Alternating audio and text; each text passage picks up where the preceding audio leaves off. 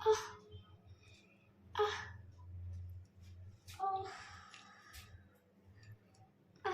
ஆய மூடு. உன் பேர் என்ன? உன் பேர் என்ன? சொல்ல.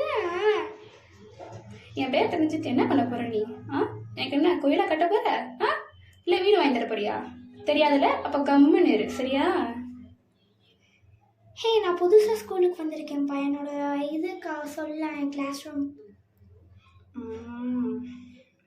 ப்ளீஸ். என்ன சொல்லணும்?